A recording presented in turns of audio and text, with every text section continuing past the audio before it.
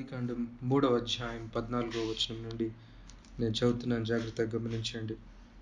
అందుకు దేవుడైన యెహోవా సర్పముతో, నీవు దీన్ని చేసినందున పశువులన్నిటిలోనూ భూజంతువులన్నిటిలోనూ నీవు శపింపబడిన దానివై నీ కడుపుతో ప్రాకుచు నీ బ్రతుకు దినములన్నీయు మన్ను తిందువు. మరియు నీకును స్త్రీకిని నీ సంతానమునకును ఆమె సంతానమునకును వైరము కలుగజేసేదను. అది నిన్ను తల మీద కొట్టును, నీవు దానిని మడిమ మీద కొట్టుదు అని చెప్పెను. ఆయన స్త్రీతో, నీ ప్రయాసమును నీ గర్భవేదనను నేను మిక్కిలి హెచ్చించెదను. వేదనతో పిల్లలను కందువు. నీ భర్త ఎడల నీకు వాంఛ కలుగును, అతడు నిన్ను ఏలునని చెప్పెను. ఆయన ఆదాముతో, నీవు నీ భార్య మాట విని తినవద్దని నేను నీకు ఆజ్ఞాపించిన వృక్ష ఫలములు తింటివి గనుక నీ నిమిత్తము నేల శపింపబడి ఉన్నది. ప్రయాసముతోనే నీవు బ్రతుకు దినములన్నీయు దాని పంట తిందువు. అది ముళ్ళ తుప్పలను గచ్చపొదలను నీకు మొలిపించును. పొలములోని పంట తిందువు. నీవు నేలకు తిరిగి చేరు వరకు నీ ముఖపు చెమట కార్చి ఆహారం తిందువు. ఏలయనగా నేల నుండి నీవు తీయబడితివి, నీవు మన్నే గనుక తిరిగి మన్నైపోదు అని చెప్పెను. మంచిది, అందరం తలలు వంచినట్లయితే ప్రార్థన చేద్దాం. ప్రభు ఇచ్చిన ఈ చక్కటి లేఖన భాగం బట్టి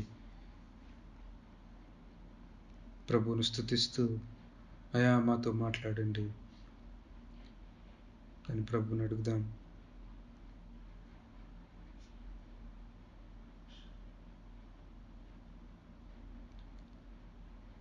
పరిశుద్ధమైన తండ్రి, జీవం కలిగిన గొప్ప దేవుడా, యేసుక్రీస్తు ప్రభువా, మీ దయగల ఉన్నతమైన నామమును బట్టి మీకు వందనాలు చెల్లిస్తున్నాం. అయా, ఎక్కడ ఇద్దరు ముగ్గురు నా నామమున కూడి ఉంటారో అక్కడ నేనుంటానని మాతో వాగ్దానం చేసిన దేవుడు, ఆత్మరూపిగా మా మధ్యలో ఉన్నారని నమ్మి మీ కృతజ్ఞతాస్తులు చెల్లిస్తున్నాం. అయా, మీ రక్తం చేత మమ్మల్ని అందరినీ విమోచించి ప్రభువా, ఇదిగో ఒక గుంపుగా, ఒక జనముగా, ఒక కుటుంబముగా మమ్మల్ని చేసి ఉంటున్నారు. మేమందరం కలిసి సహవాసం చేస్తూ మిమ్మల్ని గూర్చి ధ్యానిస్తూ ప్రభువా పాటలతో మిమ్మల్ని ఆరాధించినట్లు మీరు చేసిన ఏర్పాటును బట్టి అయా మీకు వందనాలు చెల్లిస్తున్నాను. దయచేసి మీరు మా మధ్యలో ఉండండి. చదవబడిన లేఖన భాగాలు మా అందరికీ దీవెనకరంగా చేయమని, మీరే మహిమ పొందమని యేసు పరిశుద్ధ నామమున స్తుతించి అడిగి వేడుకుంటున్నాం తండ్రి, ఆమేన్. మంచిది, ఆదికాండం 3వ అధ్యాయంలో దేవుడు మొదటి మనుష్యుడు ఆదాము పాపం చేసిన తరువాత దేవుడు వెంటనే విమోచన పనిని దేవుడు ప్రారంభించినట్లు ఇక్కడ మనం చూడొచ్చు. 3వ అధ్యాయం 14వ వచనం నుండి 19 వచనాల్లో దేవుడు చేపట్టిన విమోచన కార్యము, దేవుడు చేపట్టిన రక్షణ కార్యము ఇక్కడ మనకు కనిపిస్తుంది. గత వారం మనం చూసినట్లు మొదటిగా సృష్టిలో దేవుడు ఆదాముతో నిబంధన చేసి ఉంటున్నాడు. మానవాళితో దేవుడు నిబంధన చేసి ఉంటున్నాడు. నిబంధన అనే అంశాన్ని మనం గ్రహించడం అవసరమని వీటిని ధ్యానించడానికి కొంత సమయం కేటాయిస్తున్నాం. వాస్తవానికి మనము ఎఫెసీలకు రాసిన పత్రిక క్రమంగా ధ్యానిస్తున్నాం. అయితే ఏర్పాటును గురించి చూసినప్పుడు అక్కడ దేవుడు మనల్ని ప్రేమించాడు. అయితే ఆ ప్రేమను స్థిరపరుస్తూ దేవుడు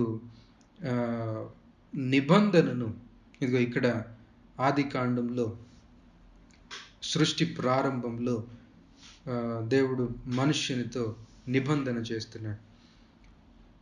కాబట్టి ఇంకా చివరి వరకు మనకు ఆది కాండం నుండి సృష్టి యొక్క అంతం వరకు నిబంధన అనే ఈ సంబంధంలోనే మనం దేవునితో సహవాసం చేస్తున్నామన్న సంగతి మనం గ్రహించడం ఎంతో కీలకం, ఎంతో ప్రాముఖ్యం. A believer's life is a life of covenant. విశ్వాసి యొక్క జీవితము నిబంధన జీవితము. ఒక స్త్రీ పురుషులు ఏ విధంగా అయితే వివాహం చేసుకొని నిబంధన చేస్తారో, ఒడంబడిక చేస్తారో, ఇది ఆ విధంగా దేవాతి దేవునితో మనము నిబంధనలో ఉన్నాము అని మనం గ్రహించడం ద్వారా దేవుడెంత కృపామయుడో, దేవుడు విడువక మన ఎడల తన మాటను నిలబెడుతూ ఆయన తన కృపను ఏ విధంగా కనుపరుస్తుండో చూడగలుగుతాం. మన బాధ్యత ఏంటో, మనము తప్పనిసరిగా చేయవలసినవి మనము చేయాలనే ఆ మార్పు మనలో కలుగుతుంది. బహు ప్రాముఖ్యమైన మార్పు దీని వలన మనం చూడగలుగుతాం. నిబంధనను గ్రహించినప్పుడే ఇంకా స్పష్టంగా వాక్యంలో ఉంటున్న సంగతులు మనం చూడగలుగుతాం. గత వారం నేను జ్ఞాపకం చేసినట్టు ఇది 3వ అడుగుగా నేను చూస్తున్నాను. మొదటి అడుగు కృప. ముందుగా మనము విశ్వాసం వైపు దేవుడు మనల్ని తీసుకువెళ్తున్నప్పుడు కృప అనే ఈ గ్రహింపులోనికి మనము వస్తాం. ఆ తరువాత దేవుని యొక్క సార్వభౌమత్వము, దేవుడు అన్నిటిని జరిగించేవాడు, మనలో ఏ మంచి కూడా లేదు, ఇవన్నీ కాల్వినిజం అనే మాటతో ఈ అంశాలన్నీ కూడా వివరిస్తారు. కాబట్టి కృపను ఇంకా కొంచెము డెప్త్లోనికి, లేకపోతే కృపను ఇంకా చక్కగా మనకు కనపరచడానికి ఈ కృపా సిద్ధాంతాలు, డాక్ట్రిన్స్ ఆఫ్ గ్రేస్ అని వాటిని అంటారు. కాల్వినిజం అనే పేరు కూడా దానికి ఉంది. టోటల్ డిప్రావిటీ, మనిషిలో నిజమైన మంచి లేదు, దేవుడే షరతులు లేకుండా ఏర్పరచుకున్నాడు, తన వారి కోసం ఆయన మరణించాడు, వారిని అంతం వరకు ఆయన కాపాడుతాడు, నివారింపలేని కృప వారి ఎడల దేవుడు కనుపరుస్తున్నాడు అని సాధారణంగా ఈ 5 అంశాలు, వాటితో పాటు 5 సోలాస్, యవనస్తులు ప్రత్యేకంగా వీటిల్లో తమ జ్ఞానాన్ని పెంచుకోవడం, లేకపోతే వీటిల్లో ఎదగడం ఎంతో మంచిది. 5 సోలాస్ అని లేదా 5 పాయింట్స్ అని ఎప్పుడైతే ఈ గ్రహింపులోనికి రావడం ప్రారంభమవుతుందో అప్పుడు ఇంకా మన పరిపూర్ణమైన ఎంత పరిపూర్ణంగా నేను నిస్సహాయ స్థితిలో ఉన్నానో అర్థమవుతుంది. దేవుని కృప ఎంతో మనము గ్రహించగలుగుతాం. కాబట్టి ఆ అడుగు తీసుకోవడం అది 2వ అడుగుగా మనము చూడొచ్చు. ఇది అదే క్రమంలో దేవునితో ఇంకా మన సహవాసము గ్రహించడానికి, కృపను ఇంకా ఎక్కువగా మనము గ్రహించడానికి 3వ అడుగు నిబంధనను గ్రహించడం. కవనెంట్, నిబంధన అనే ఈ సంబంధంలో దేవునితో మనకు సహవాసం ఉంది. నిబంధనకు వెలుపల విశ్వాసి యొక్క జీవితం లేదు అనే ఆ సత్యాన్ని మనం గ్రహించాలి. సృష్టి ఆరంభంలో సృష్టిని సృష్టించినప్పుడు దేవుడు ఆదాముతో నిబంధన చేశాడు. గత వారం మనం చూసాం.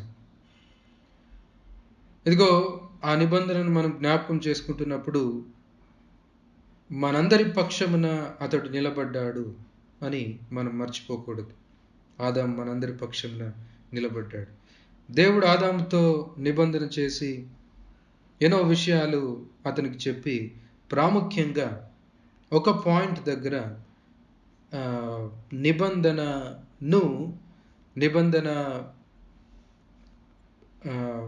విరిచివేయబడుతుందా లేకపోతే నిబంధన నిలపడానికి ఒక ప్రాముఖ్యమైన మాట అతనికి చెప్తాడు. అదేంటి అనంటే దేవుని మాటకు విధేయత చూపడం. ఇది నిబంధనను నిలబెడుతుంది. ఒకవేళ ఆదాము దేవుని మాట విని తినబడ్డన్న పండు తినకుండా పండు తినడంలో ఏమీ లేదు. దేవుని మాటకు విధేయత చూపిస్తాడా లేదా? దేవునితో ఐక్యతలో ఉంటాడా లేకపోతే దేవుని విడిచి తనకు తాను వేరై మరణం తెచ్చుకుంటాడు? దేవుని నుండి ఎప్పుడైతే విరగొట్టబడ్డామో మరణము వ్యక్తికి ప్రాప్తిస్తుంది. కాబట్టి విధేయతను దేవుడు అక్కడ ఉంచుతాడు. ఒకవేళ ఆదాము పరిపూర్ణమైన విధేయత చూపించినట్లయితే నిత్య జీవం ఇచ్చే ఫలముల చెట్టు అక్కడే ఉంది. బహుశా అటువైపు వెళ్ళేదేమో మనకు తెలియదు. విధేయత ద్వారా జీవం ఉంది అని అయితే మనకు తెలుసు. ఆదాము అవిధేయుడైతే మరణం వస్తుంది, విధేయుడైతే జీవము కలుగుతుంది. ఇదిగో అది నిబంధనలో కేంద్రంగా ఉంటున్న అంశం. అయితే ఆదాము దాన్ని మీరి ఉంటున్నాడు. యేసుక్రీస్తు ప్రభు మనుష్యుని యొక్క శరీరము ధరించుకొని ఈ లోకంలోనికి వచ్చి విధేయత చూపించి నీతిని తీసుకొని వచ్చాడు. రోమీలకు రాసిన పత్రిక 5వ అధ్యాయం 9వ వచనం. రోమీలకు రాసిన పత్రిక 5వ అధ్యాయం 9వ వచనం. ఒక మనుష్యుని అవిధేయత వలన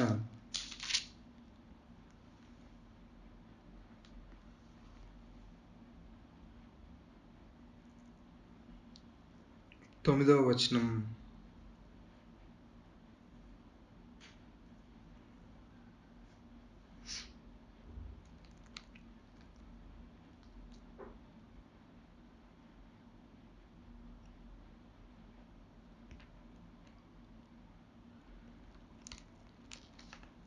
మంచిది. 5వ అధ్యాయంలో ఇలాంటి మాట అక్కడ మనం చూస్తాం.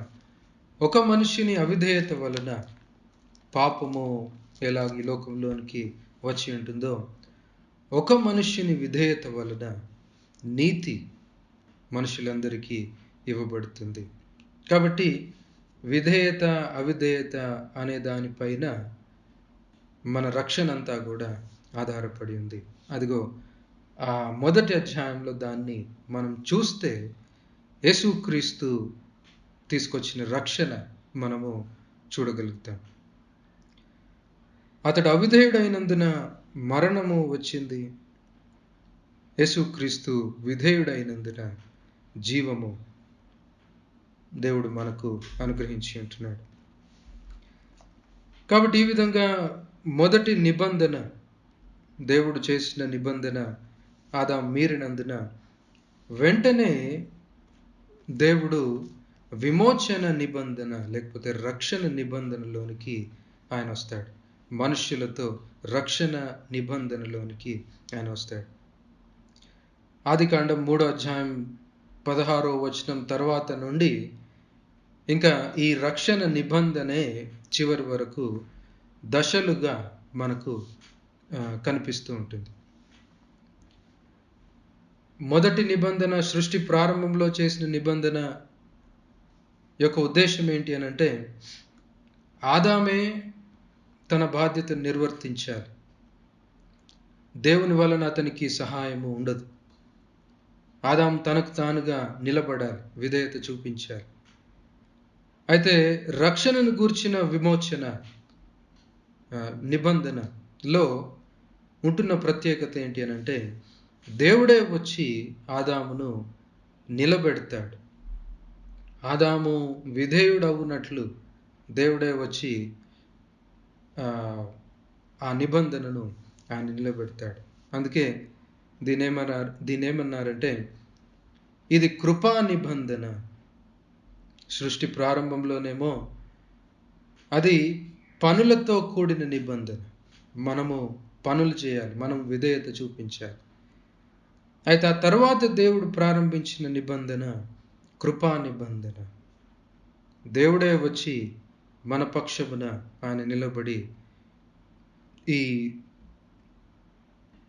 నిబంధనను నిలబెడతాడు. మనతో ఆయన దీన్ని నిలబెట్టిస్తాడు. అందుకే ప్రభువు మనుష్యుడిగా ఈ లోకంలోనికి రావడం అవసరమై ఉంటుంది.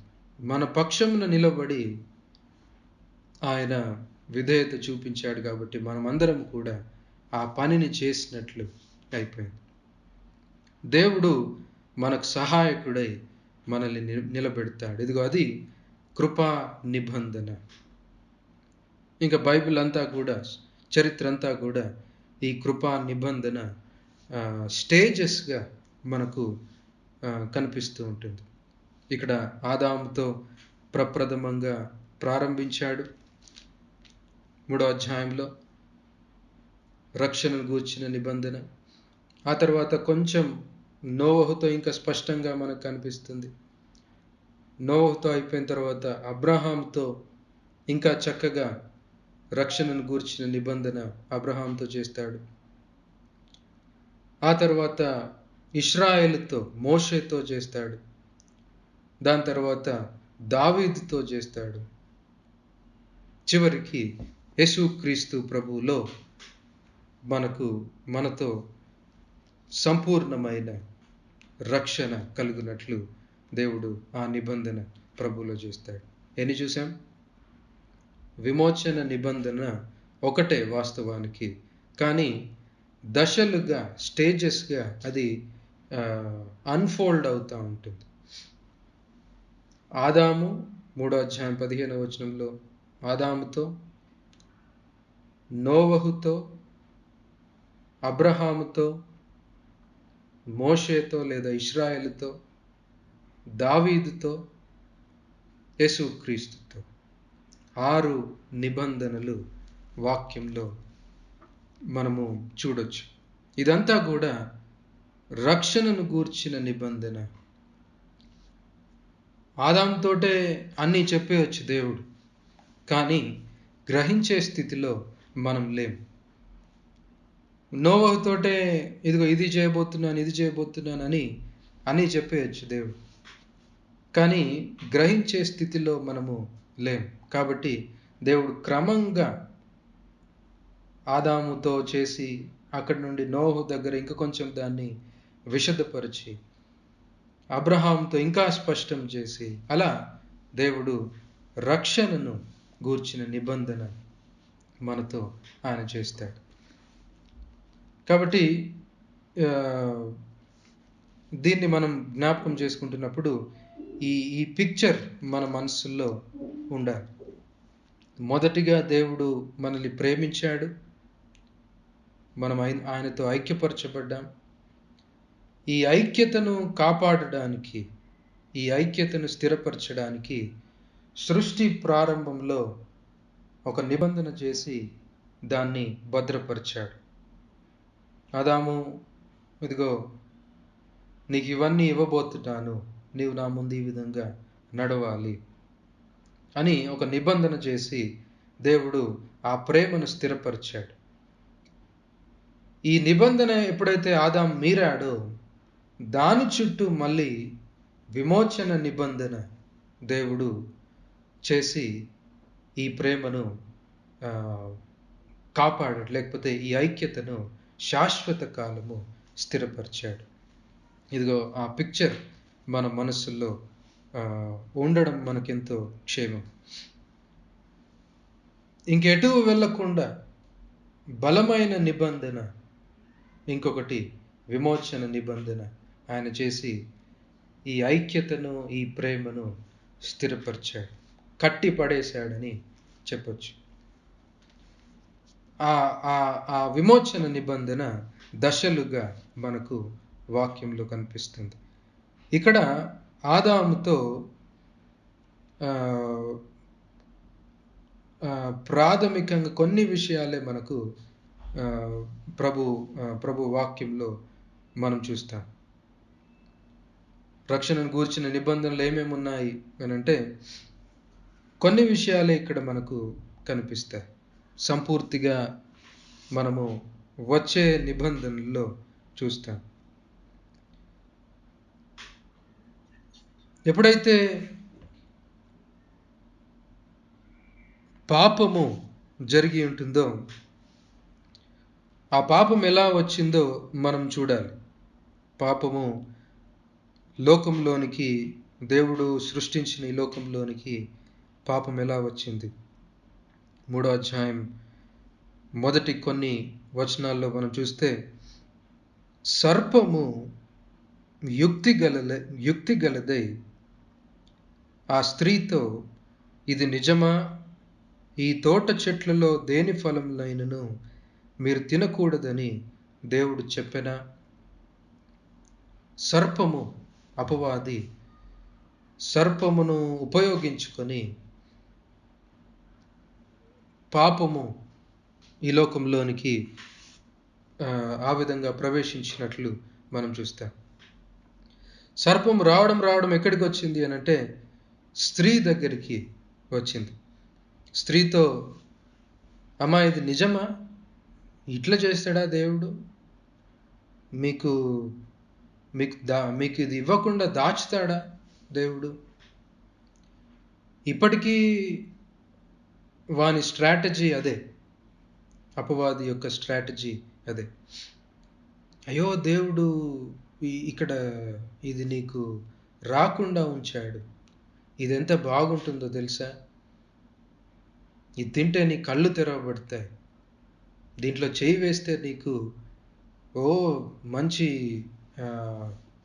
సంతోషం కలుగుద్ది, దీన్ని దేవుడు నీ నుండి ఆపుతున్నాడు, ఇట్లా చేయొచ్చా దేవుడు అన్న ఆలోచన మనలో కలిగిస్తాడు. ఇంకా అక్కడికి వెళ్ళిన తర్వాత, దాన్ని ముట్టిన తర్వాత కళ్ళు తెరవడం సంగతి ఏమో కానీ మృత్యువు మనకు వస్తుంది. కాబట్టి వీటిని ధ్యానిస్తున్నప్పుడు మనము జాగ్రత్తగా మన జీవితాలలో వానికి చోటు ఇయ్యకుడి అని ఇంకొక దగ్గర ఉంటుంది. అపవాదికి చోటు ఇయ్యకుడి. Don't entertain him. అపవాదికి చోటు ఇవ్వకుడి. ఇది నిజమా? దేవుడు ఇది తినకూడదని చెప్పాడా? ఇది తింటే మీరు దేవుడిలాగా అయిపోతారు అనే ఆ అబద్ధము అపవాది స్త్రీతో చెప్తున్నాడు. వీడు అబద్ధములకు జనకుడు అని యేసుక్రీస్తు ప్రభు అంటున్నాడు. ఈ విధంగా అపవాది సర్పమును ఉపయోగించుకొని, అబద్ధము చేత పట్టుకొని స్త్రీ దగ్గరికి వచ్చి స్త్రీని మోసపరిచి ఉంటున్నాడు.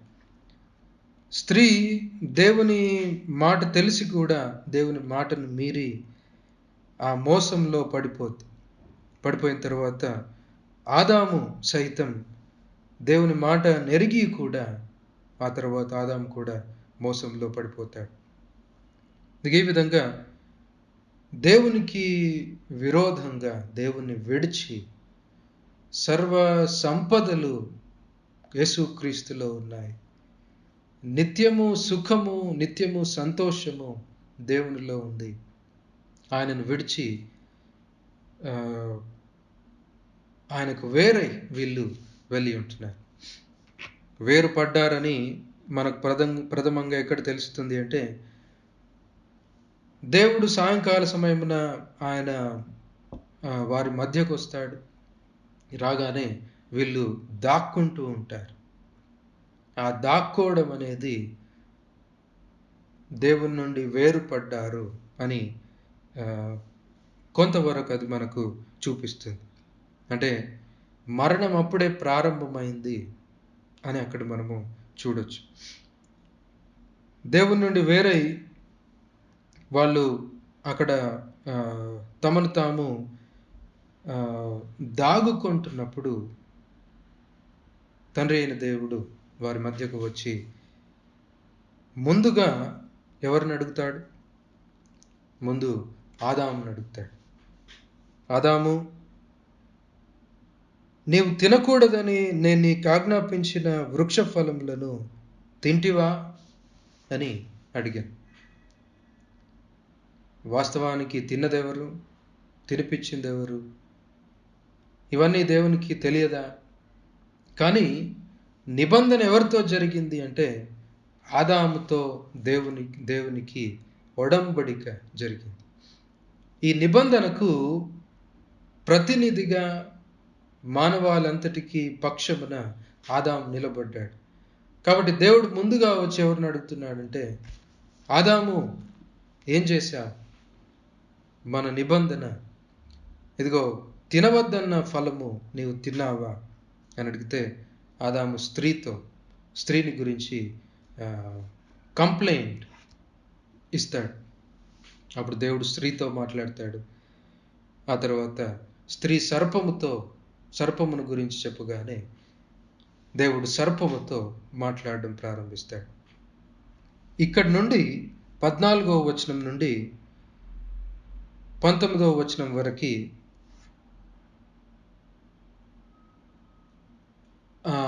రక్షణ నిబంధన గురించిన కొన్ని విషయాలు మనము చూడొచ్చు. ముందు సర్పంతో దేవుడు ప్రారంభిస్తాడు. ఆ తర్వాత స్త్రీతో దేవుడు మాట్లాడతాడు. ఆ తర్వాత ఆదాముతో దేవుడు మాట్లాడతాడు. రక్షణ ఏ విధంగా చేయబోతున్నాడు దేవుడు మరి అనేది చిన్నగా మనకు ఈ నిబంధనలో మనం చూడొచ్చు. మొదటిది, దేవుడు సర్పమునకు స్త్రీ సంతానమునకు వైరము పుట్టిస్తాడు. ఇదిగో అది దేవుని కృపకు సూచనగా ఉంది. లేకపోతే దేవుని రక్షణ దేవుడు ఆ విధంగా ప్రారంభించాడు. 14వ వచనంలో చూస్తే, అందుకు దేవుడైన యెహోవా సర్పముతో, నీవు దీన్ని చేసినందున పశువులన్నిటిలోనూ భూజంతువులన్నిటిలోనూ నీవు శపింపబడిన దానివై నీ కడుపుతో ప్రాకుచు నీ బ్రతుకు దినములన్నీ మన్ను తిందువు. దేవుడు సర్పంతో ఏమంటున్నాడు?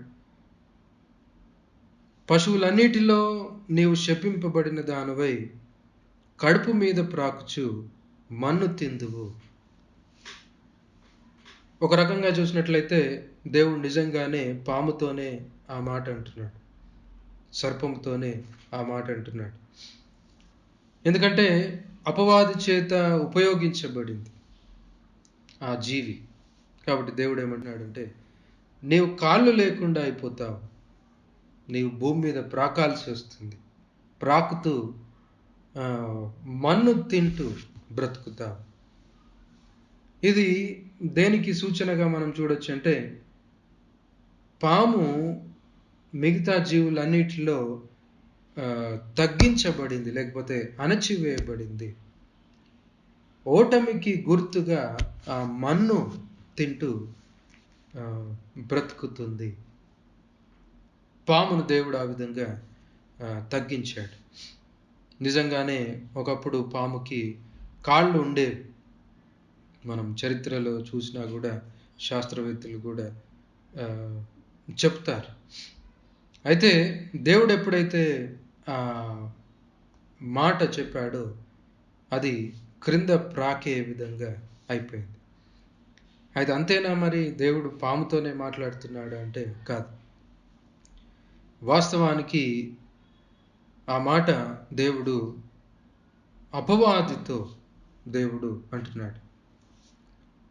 మానవాళి యొక్క రక్షణ కేవలం మనుష్యుని విమోచించడంలో లేదు.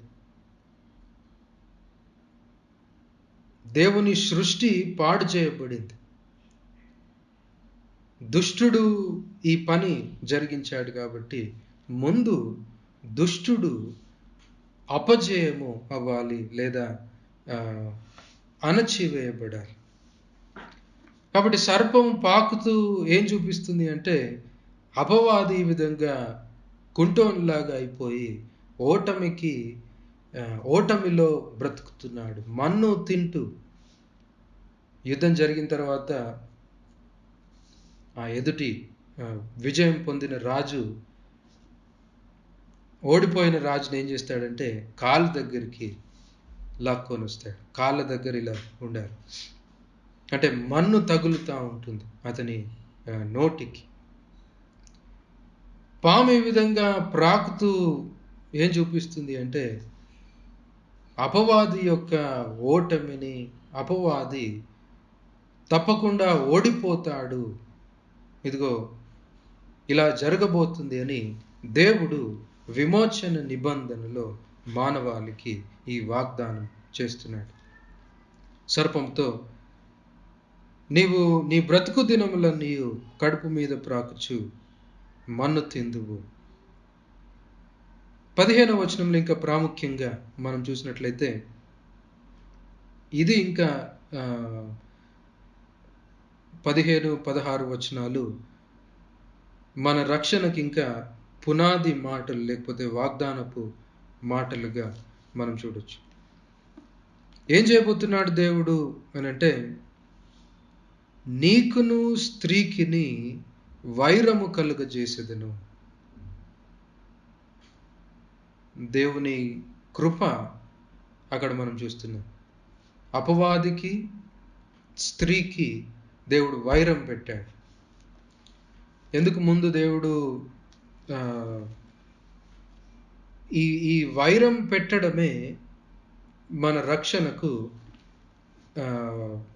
పునాదిగా మారినట్లు మనం చూడొచ్చు. వైరం మొదటిగా స్త్రీకి అపవాదికి, స్త్రీకి సర్పముకి దేవుడు పెట్టాడు. ఇప్పుడు వాస్తవానికి స్త్రీ ఏం చేసింది అంటే అపవాదితో కలిసి దేవునికి విరోధంగా పాపం చేసింది. అయితే దేవుడు తన కృపలో స్త్రీని కాపాడుతూ ఏం చేస్తున్నాడంటే దీనికి స్త్రీకి వైరం పెడుతున్నాను అని దేవుడు ఆ విధంగా రక్షణకు ప్రారంభము అక్కడ జరిగించి ఉంటున్నాడు. ముఖ్యంగా స్త్రీ యొక్క అవమానము తీసివేయబడాలని దేవుడు ఆ విధంగా స్త్రీతో మాట్లాడుతున్నాడు. నీకు ఆదాముకి వైరం పెడతానని దేవుడు అనలేదు. నీకు స్త్రీకి వైరం పెడతానని, అపవాదికి స్త్రీకి వైరం పెడతానని దేవుడు మొదటిగా అన్నాడు. ఎందుకు అనంటే స్త్రీ యొక్క పాత్ర లేకుండా విమోచన లేదు. స్త్రీ పాపము చేసింది కాబట్టి దేవుడు మనుషులను విమోచిస్తున్నప్పుడు ఆ విమోచనలో స్త్రీకి కూడా ప్రాముఖ్యమైన పాత్రను ఇస్తున్నాడు. ఒకవేళ అది లేనట్లయితే ఇంకా పురుషులందరూ లేకపోతే ఆదాము హవ్వనేమనేవాడంటే నువ్వు చేయబట్టే ఇదంతా అయింది, నువ్వు వెళ్ళి చేసినందుకు ఇదంతా అయింది అని ఆదాము స్త్రీ మీద నెపం మోపకుండా విమోచన చేసేటప్పుడు దేవుడు ఏం చేస్తున్నాడంటే స్త్రీని ముఖ్యమైన పాత్ర లేకపోతే ప్రాముఖ్యమైన పాత్రలో ఉంచుతున్నాడు. నీకు అపవాదికి నేను వైరం పెట్టి మిమ్మల్ని విడగొడతాను. ఆదికాండంలో చీకటిని వెలుగుని ఏ విధంగా అయితే వేరుపరిచాడో ఇది అలాంటి పోలిక ఇక్కడ మనం చూస్తాం. దేవుడు ఆ వైరం పెట్టకపోతే చక్కగా అపవాదితో పరిపూర్ణంగా కలిసి పూర్తిగా నశించిపోయేవారు.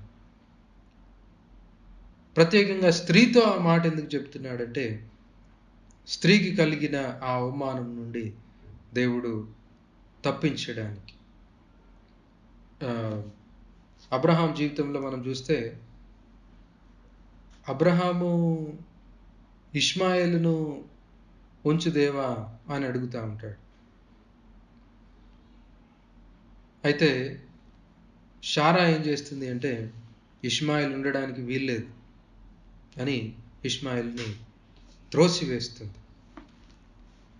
ఈ దేవుడు అన్న ఈ మాట అక్కడ మళ్ళొకసారి దేవుడు జ్ఞాపకం చేస్తున్నాడు. నీకు స్త్రీకి నేను వైరం పెడతాను. చాలాసార్లు నాకు అర్థం అవ్వలేదు అది ధ్యానించినప్పుడు. అరే, అబ్రహాము ఇష్మాయేల్ నుంచమంటాడు ఏంటి? ఆయన పొరపాటు చేశాడంటే సరే ఏమో అనుకోవచ్చు. షారా చక్కగా తెలివిగా ఆమొచ్చి నిలబడి ఇష్మాయేలును బయటికి పంపించేస్తుంది.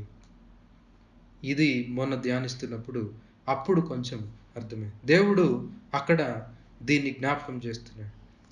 నీకు స్త్రీకి వైరం పెడతాను. అలాంటిదే మళ్ళీ యాకోబు జీవితంలో కూడా జరుగుతుంది. రిబ్కా ఏమో యాకోబుకు దీవెన రావాలని చూస్తూ ఉంటే ఇస్సాకేమో ఏశావును దీవించాలని ప్రయత్నిస్తూ ఉంటాడు. సరిగ్గా అబ్రహాం ఏం చేశాడో ఇస్సాకు కూడా అదే చేస్తూ ఉంటాడు. అరే, మళ్ళీ ఇక్కడ ఇదే ఉంది. ఇస్సాకు ఆలోచించడా? ఏశావును దీవిస్తానంటాడు ఏంటి? యాకోబును దీవించాలి కదా. మళ్ళీ అక్కడ స్త్రీ రిబ్కా ముందుకొచ్చి ఏశావును త్రోసివేస్తుంది, యాకోబుకు దీవెన వచ్చే విధంగా చేస్తుంది. దేవుడు ఆ మాటని ఈ మళ్ళీ నిబంధన మళ్ళీ అబ్రహాంతో ఇశ్రాయేలుతో చేస్తున్నప్పుడు అక్కడ జ్ఞాపకం చేస్తున్నాడు. నీకు స్త్రీకి నేను వైరం పెడతాను. ఇదిగో ఈ విధంగా రక్షణ మార్గమును నేను చేయబోతున్నాను అని దేవుడు అక్కడ జ్ఞాపకం చేస్తున్నాడు. అక్కడ మనము అబ్రహాము యొక్క మాట షారా వినలేదు అని అలా దాన్ని మనం చూడొద్దు. లేకపోతే ఇస్సాకు యొక్క మాట రిబ్కా వినకుండా ఏదో వేరే పని చేసింది అన్నట్టుగా దాన్ని మనం చూడొద్దు. ఈ ప్రిన్సిపల్, ఈ నియమము అక్కడ పనిచేస్తుంది. అదే సమయంలో ప్రతి కుటుంబంలో ఆ విధంగా ఉంటుంది అంటే లేదు. ప్రతి కుటుంబంలో స్త్రీ పురుషుని మాట వినకుండా ఇలాంటి నిర్ణయాలు తీసుకోవాలంటే కాదు. అక్కడ ఆ మాదిరి మనకి ఇవ్వట్లేదు. ఎక్కడ కూడా వాక్యంలో మళ్ళీ దాని గురించి ఎత్తడం మనం చూడం. ప్రాముఖ్యంగా స్త్రీ యొక్క అవమానము తీసివేయబడడానికి దేవుడు స్త్రీతో ఏమంటున్నాడంటే నీకు అపవాదికి వైరం పెడతాను. విమోచనలో స్త్రీ యొక్క పాత్ర ప్రాముఖ్యంగా ఉంటుంది. ఒకవేళ స్త్రీలు తమ ఇండ్లలో షారాను లేదా రిబ్కాను అనుసరించి ఆ విధంగా చేయాలి అంటే పాపమును పారదోలడానికి ప్రయత్నించండి. వాళ్ళు ఏ విధంగా అయితే ఇష్మాయేలును త్రోసివేశారో, ఇసాకును త్రోసివేసిందో, పాపమును మీ ఇంట్లో నుండి వెళ్ళగొట్టడానికి అంటే అలా కొంచెం పోలిక మనము తీసుకోవచ్చు. కానీ ప్రాముఖ్యంగా ఇక్కడ ఏమంటున్నాడంటే స్త్రీ మొదటిగా మోసపరచబడి అలాంటి అవమానం తెచ్చుకుంది కాబట్టి దేవుడు ముందుగా స్త్రీతో మాట్లాడుతూ ఆమెను బయటికి తీసుకొస్తూ విమోచనలో ఆమెకు ఒక ప్రాముఖ్యమైన పాత్ర దేవుడిస్తున్నాడు. చివరికి మనం చూసేది ఏంటంటే స్త్రీ ద్వారానే రక్షకుడు జన్మించి నిజమైన విమోచన తీసుకొని వస్తాడు. కాబట్టి రక్షణలో స్త్రీని దేవుడు తన అవమానం తీసివేయనట్లు దేవుడు ఆమెను ఉంచి ఉంటున్నాడు. కాబట్టి వింటున్న మనమందరం, ప్రత్యేకంగా పురుషులు ఏం జ్ఞాపకం చేసుకోవాలంటే, స్త్రీ బలహీనురాలని, స్త్రీ ఇదిగో ఈ విధంగా మోసపరచబడింది అని లెక్క లేకుండా మనం వారితో ప్రవర్తించకూడదు. విమోచనలో లేకపోతే ఆమె సహకారిగా లేకుండా విమోచన లేదు అన్న సత్యాన్ని మనం జ్ఞాపకం చేసుకోవాలి. నీ ఆత్మీయ జీవితంలో కూడా స్త్రీ సహకారిగా లేకుండా విమోచన లేదు. భర్తలు భార్యలను చులకనగా చూడడం, తక్కువగా చూడడం, ఇష్టానుసారంగా మాట్లాడడం, ఈమెకేం తెలియదు అన్నట్టుగా తక్కువ స్థాయిగా స్త్రీని చూడడం సాధారణంగా జరుగుతుంది. అయితే ఆమె సహకారం లేకుండా విమోచన లేదు. పురుషుని ప్రాతినిధ్యం లేకుండా విమోచన లేదు. స్త్రీ సహకారం లేకుండా విమోచన లేదు. ఇద్దరు ఉండాలి. విమోచన జరగాలి అంటే ఇద్దరు ఉండాలి. దేవుడు విమోచనను, రక్షణను ఆ విధంగా ప్రారంభిస్తున్నాడు.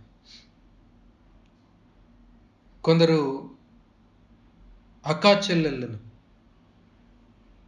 పురుషులు లేకపోతే అన్నలు లేకపోతే తమ్ముళ్ళు అక్కా చెల్లెళ్ళను చులకనగా చూడడం, వాళ్ళను లెక్క చేయకుండా ఉండడం, అలా చేయడం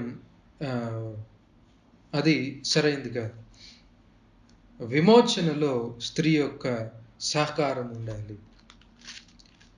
కొందరు కుమారులు తల్లిని లెక్క లేకుండా మాట్లాడుతూ ఉంటారు. ఎంతో మందిని చూశాను నేను.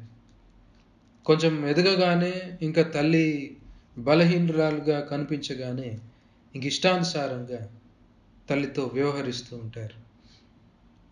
స్త్రీ యొక్క సహకారం లేకుండా, సహకారి పాత్రలో స్త్రీ లేకుండా విమోచన లేదు.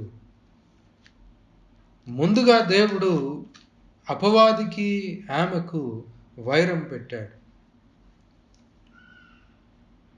ఆమె ఉండి వైరంలో ఉంచి దేవుడు విమోచనను ప్రారంభిస్తున్నాడు. కాబట్టి ఇంకా సమాజంలో కూడా మనము ప్రత్యేకంగా స్త్రీలను మనము చూస్తున్నప్పుడు సాధారణంగా ఇన్ జనరల్ సెన్స్ మనము వీటన్నిటిని జ్ఞాపకం చేసుకోవాలి. చులకనగా చేస్తూ, తక్కువగా చేస్తూ, లెక్కలేనట్టుగా వారితో ఉండకూడదు. వారి అవమానం తీసివేయాలని దేవుడు వారిని విమోచనలో కీలకమైన పాత్ర స్త్రీకి దేవుడిచ్చి ఉంటున్నాడు. స్త్రీలు కూడా ఈ సత్యాన్ని గ్రహించి పాపముతో పోరాడుటలో, పాపమును తమ ఇంట్ల నుండి బయటికి త్రోసివేయుటలో, పిల్లలను భయభక్తుల్లో పెంచుటలో ఈ విధంగా ప్రయాసపడినప్పుడు ఆ అవమానం తొలగిపోతుంది అని తిమోతికి రాసిన పత్రికలో పౌలు అంటాడు. శిశు ప్రసూతి వలన ఆమె రక్షింపబడును. అవును, ముందుగా మోసపరచబడింది. దేవుడిచ్చిన మాటను ముందు ఈమె మీరింది. కాబట్టి సంఘంలో ఆమె వాక్యం ప్రకటించడానికి లేదు. సంఘంలో సంఘ కాపరి బాధ్యత స్త్రీ తీసుకోవడానికి లేదు. ఎందుకంటే ముందు అవ్వ సర్పం చేత మోసపరచబడింది కదా. కాబట్టి స్త్రీ సంఘంలో కాపరి బాధ్యత తీసుకుంటూ వాక్యం ప్రకటించే బాధ్యత ఆమెకి ఇవ్వకూడదు అంటాడు. వెంటనే దాని తర్వాత ఏమంటాడంటే, కానీ శిశు ప్రసూతి వలన ఆమె రక్షింపబడును. అంటే తన కుమారులను, కుమార్తెలను ప్రభు మార్గంలో పెంచడంలో, ఇంకా ప్రాముఖ్యంగా యేసుక్రీస్తు జన్మించడంలో ఆమె యొక్క అవమానము తీసివేయబడుతుంది. ఎందుకు అంటే ఆమె ద్వారానే క్రీస్తు ఈ లోకంలోనికి వచ్చి ఉంటున్నాడు. మంచిది. ఆ వైరం దేవుడు పెట్టాడు. ఆ వైరం మొదటిగా స్త్రీకి సర్పమునకు దేవుడు పెట్టాడు. ఆ వైరం పెట్టడమే దేవుని కృపకు, రక్షణకు ప్రారంభముగా మనం చూడొచ్చు.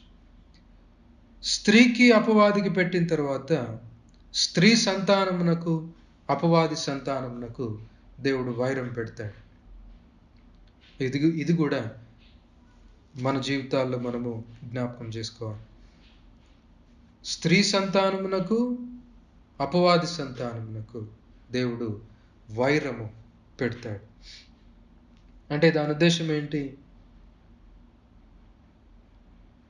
ఆదామవ్వలకు ఆ తర్వాత ఎంతోమంది కుమార్తెలను దేవుడిచ్చాడు.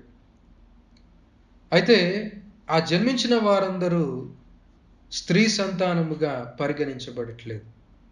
దాంట్లో కొందరే స్త్రీ సంతానముగా, కొందరు సర్ప సంతానముగా, అపవాది సంతానముగా. ఆ డివిజన్ మనకు క్రింది అధ్యాయాల్లో మనం చూస్తాం.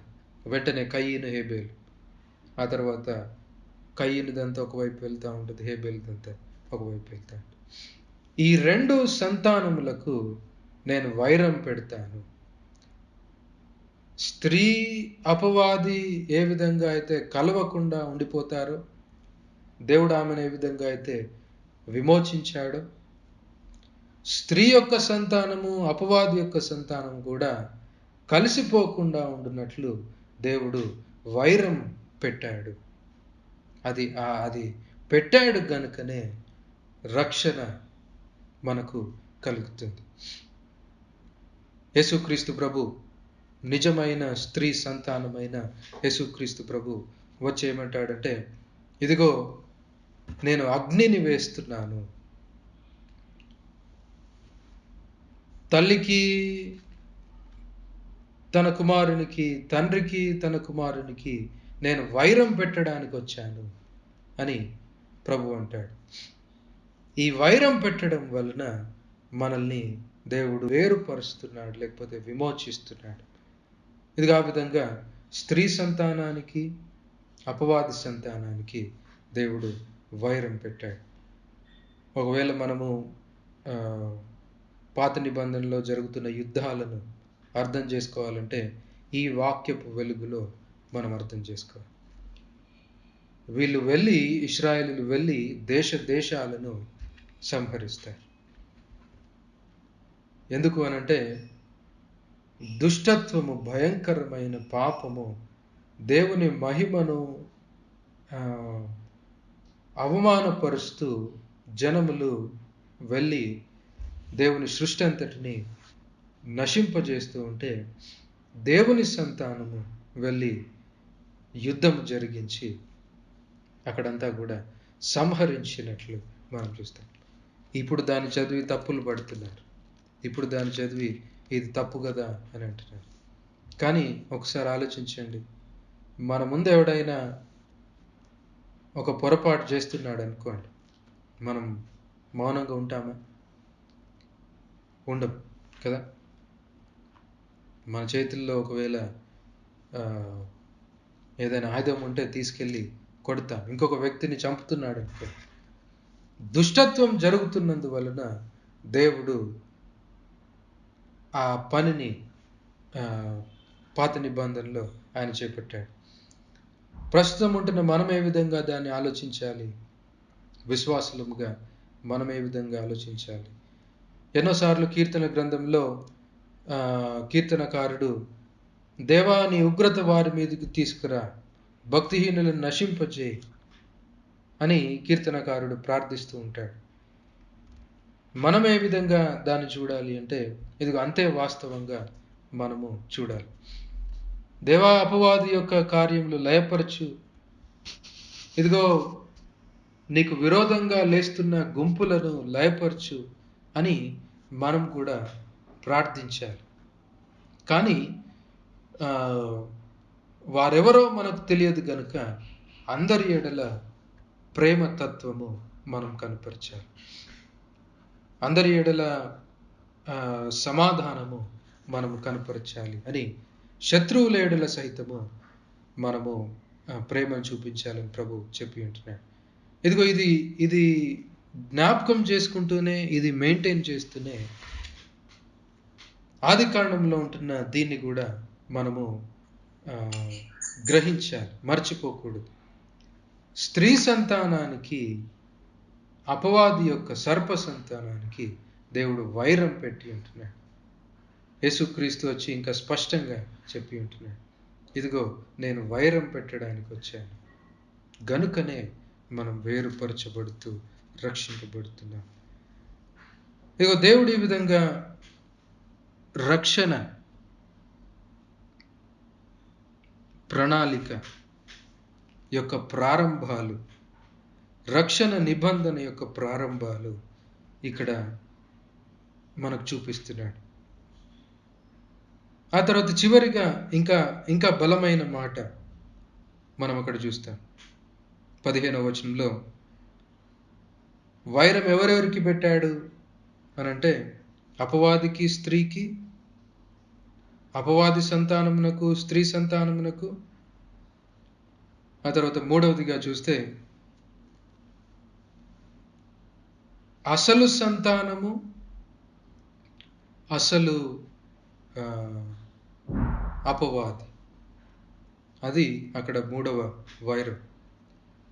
అసలు సంతానము అనంటే వాస్తవానికి ఇక్కడ యేసుక్రీస్తుని గురించి ఇక్కడ దేవుడు వాగ్దానం చేస్తున్నాడు.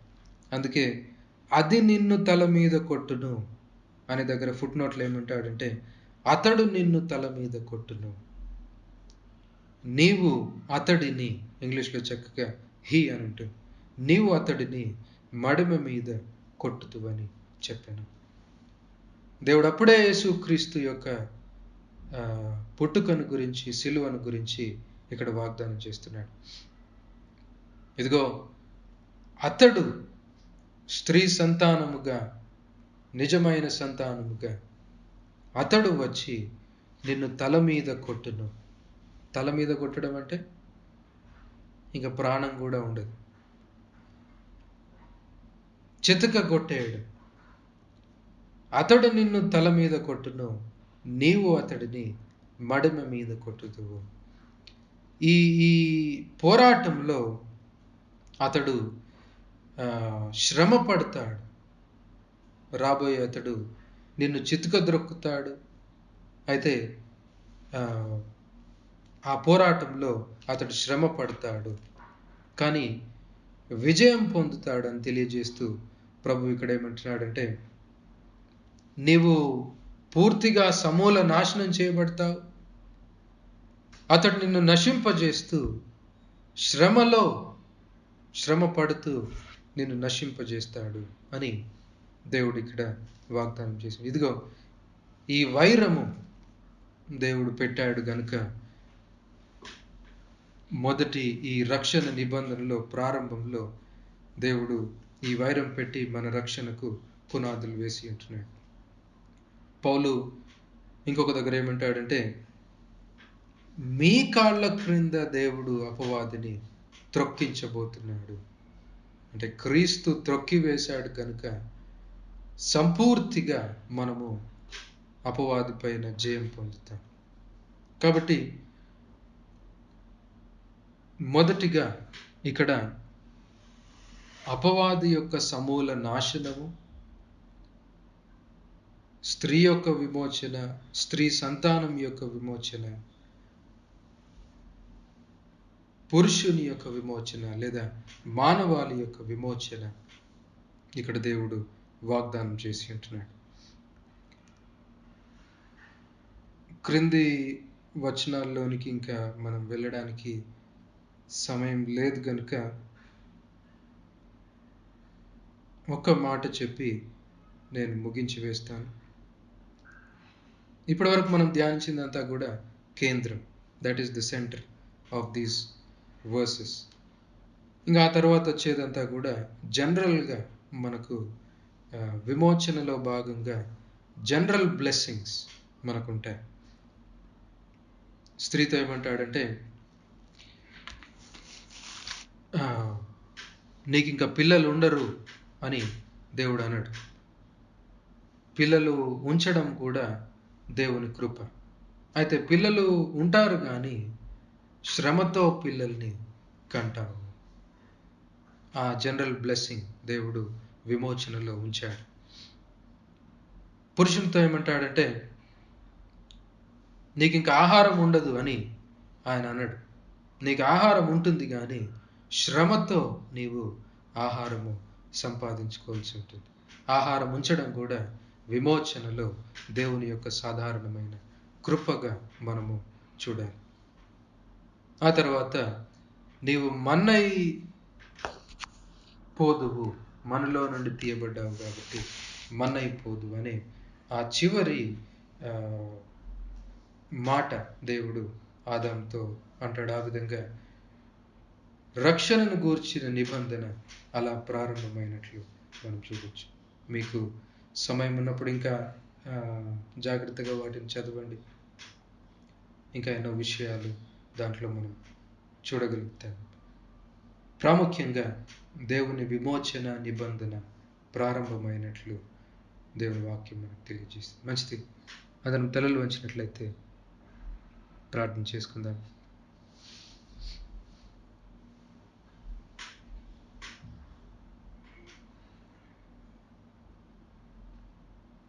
దేవుని కృపను,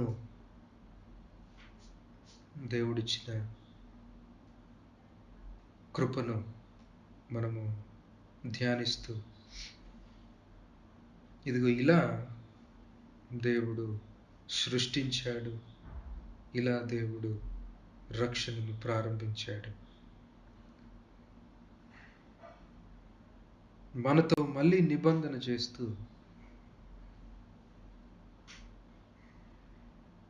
దేవుడు మనం ఆయన నుండి వేరుపడకుండా బలమైన ఈ నిబంధన, విమోచన నిబంధన, కృపా నిబంధన దేవుడు మనతో చేసి ఉంటున్నాడు. దాన్ని బట్టి ఆయన స్తుతిద్దాం.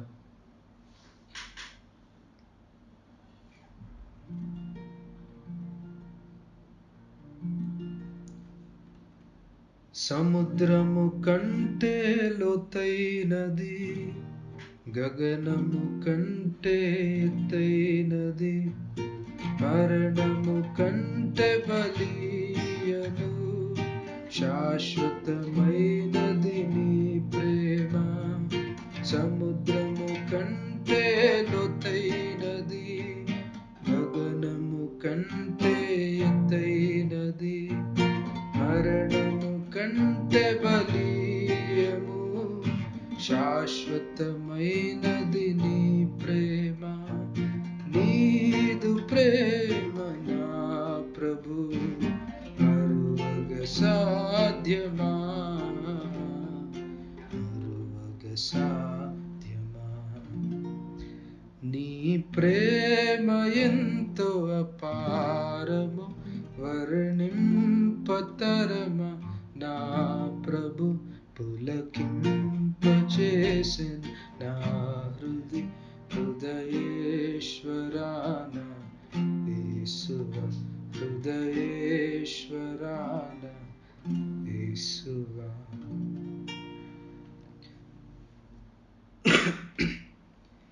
ప్రేమ గల తండ్రి, కృప కలిగిన దేవా, యేసు క్రీస్తు ప్రభువా, మీ దగ్గర ఉన్నతమైన నామం బట్టి మీకు వందనాలు చెల్లిస్తున్నాను అయ్యా. మీ వాక్యము మా పాదములకు దీపము వంటిది ప్రభువా. మేము గ్రహించలేని సంగతులు, మా మనసులకు మించిన అంశాలు అయా మా కొరకు లేఖనాల్లో భద్రపరిచి, ఇదిగో మా చేతుల్లో ఆ మాటలు మీరు ఉంచి ఉంటున్నారు.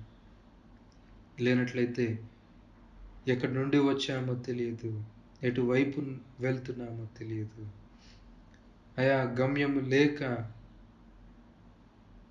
ప్రభువా మీకు విరోధంగా మేము నశించిపోయేడు వారము. శ్రేష్టమైన మీ వాక్కులను ప్రభువా మా కొరకు భద్రపరిచారు. ఇదిగో మేము పరిపూర్ణతలో ఎదుగునట్లు అయా ఎంత ప్రేమ మాడిలో ఉంచి ఉంటున్నాం. మేము అజ్ఞానంలో నశించిపోకుండానట్లు మేము కూడా పరిశుద్ధులందరితో కలిసి ఇవన్నీ తెలుసుకుంటూ వారితో సమానులముగా మేము ఉండాలని ఇదిగో మీ యొక్క ఏర్పాటు అయి ఉంటుంది ప్రభువా. వీటన్నిటినీ మేము గ్రహిస్తూ అయా మీ కృపను, మీ ప్రేమను ఎంత ఉన్నతమైంది అని తలపోస్తూ ఆయా హృదయం అంతటితో మిమ్మల్ని స్తుతించినట్లు సహాయం చేయమని వేడుకుంటున్నాం. మా పట్ల మీరు చేసిన రక్షణను బట్టి తండ్రి మీకు వందనాలు. మా జీవితకాలం అంతయు ప్రభువా నిబంధనలో మేమున్నామని గ్రహింపు కలిగి ప్రభువా మా ఆత్మీయ జీవితాన్ని కొనసాగించి భద్రపరచమని మిమ్మల్ని వేడుకుంటున్నాం. చేస్తున్న ఉద్యోగాల్లో ప్రభువా, చిన్న బిడ్డలు ప్రభువా చదువుతున్న చదువుల్లో మీ కాపుదల భద్రత అనుగ్రహించండి. ఎక్కడ నన్ను ఏం చేసిననయా మీ నిబంధన ప్రజలం కనుక దయచేసి మీ కనుదృష్టిని మాపై నుంచి మనం వేడుకుంటున్నాం. పాపమును పారద్రోలుతూ అయా విమోచనలో మా పాత్రను ప్రభువా మేము నిర్వర్తిస్తూ యేసుక్రీస్తు మాకు అధిపతిగా ఉండి మమ్మను సంపూర్తిగా విమోచనలోనికి తీసుకువెళ్తూ ఉండగా అయా ఆయనను వెంబడిస్తూ ప్రభువా మిమ్మల్ని గణపరుస్తూ మేము జీవించినట్లు సహాయం చేయమని వేడుకుంటున్నాం. మా సంఘము, మా కుటుంబాలు ప్రభువా మేము ఎక్కడైతే ఉంటున్నామో ఆ ప్రాంతము అయా వెలుగుగా, ఉప్పుగా మేము ఉండినట్లు సహాయం చేయమని వేడుకుంటున్నాం. మరలా మేము కలుసుకునేంత వరకు మీ సన్నిధిని మాతో కూడా ఉంచండి. త్వరగా మేము సంఘ సహవాసంలో ఉండినట్లు సహాయం చేయండి ప్రభువా. ఈ పరిస్థితి నుండి మమ్మల్ని త్వరగా దూరపరచమని మిమ్మల్ని వేడుకుంటున్నాం. దయచేసి సహాయం చేయమని, మీరే మహిమ పొందమని మమ్మల్ని మేము కృపగల హస్తములకు అప్పచెప్తూ యేసు పరిశుద్ధ నామమున స్తుతించేది వేడుకుంటున్నాం తండ్రి. ఆమేన్, ఆమేన్. మన తండ్రి అయిన దేవుని ప్రేమ, ప్రభువైన యేసుక్రీస్తు యొక్క కృప, పరిశుద్ధాత్మని యొక్క సన్నిధి సహవాసం మనకందరికీ సదాకాలం తోడైండును గాక. ఆమేన్.